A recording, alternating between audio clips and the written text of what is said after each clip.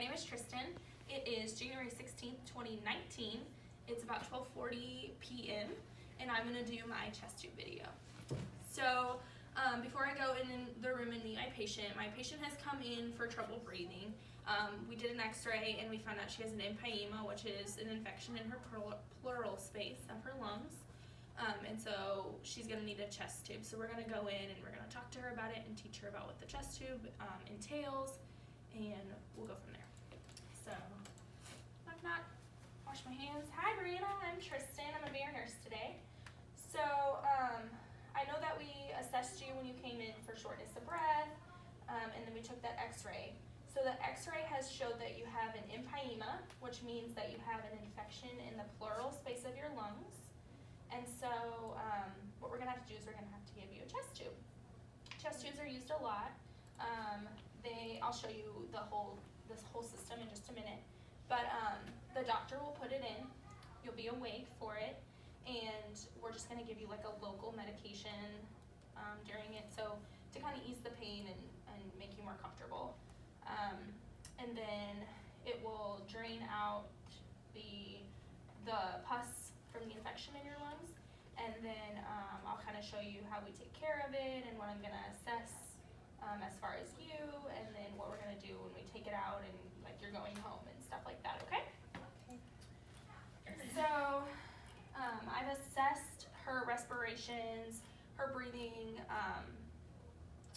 her work of breathing, her O2 sat, and things like that. So we're at a good spot where I can explain the chest tube, and she's not in like critical condition right now. Okay, so Brianna, this is the chest tube system. So what a chest tube is it's like a plastic tube. It's about, probably like this long, and it's just gonna go right into, it'll go through your ribs into that space in your lungs. And then it'll just be like a hollow tube, and it's gonna connect to this system here. Right here, this is where it'll connect. And then this long tube is just where it drains into this.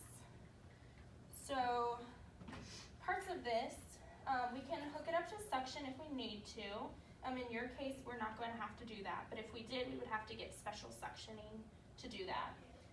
We put a little bit of water in it up to the 2 centimeter line, and that's just to keep equal pressure in it because we are trying to balance the pressure in your body cavity. And so this part is where we measure how much of the pus we're getting out, how much of the fluid we're getting out.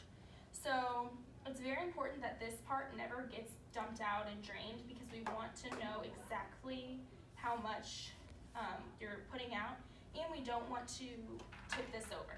This should never be tipped over. It should always be straight up, and it's usually taped to the floor. So at the end of each shift, your nurse will mark next to, say you had 100 out in one shift, they would mark their initials, their date, and the time, so that we know how much you put out in so many hours of their shift. And that way we don't have to empty it, and we still know how much came out when. So once the chest tube is in, we have this stuff called Zeroform. It's yellow and it's kind of Vaseline-y. It's like a slick material. And once that chest tube's in, they'll put 2 stitches in so that it stays in place. And that part we'll still have that medication, so you probably won't have to feel that. But then we'll put this dressing on the Zeroform that I just showed you, and we want to also put some drain sponges over it. So I'll put, if your chest tube's right here, I'll put 1 over it, and I'll put 1 under it.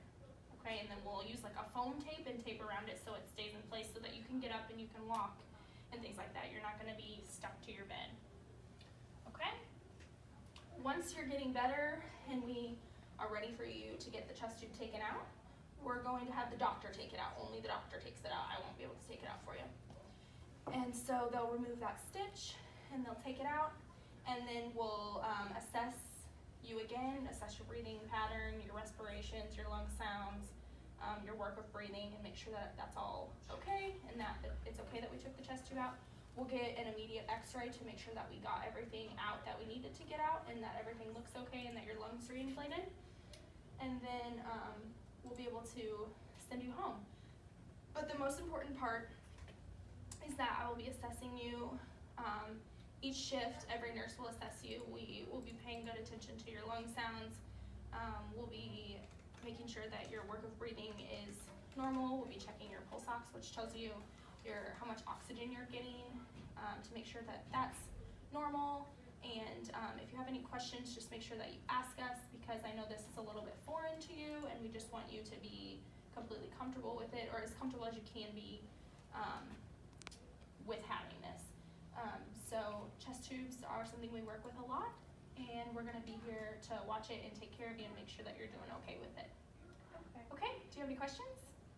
So what happens when it gets full? Do I have to get a whole new chest tube, or? So it just kind of depends.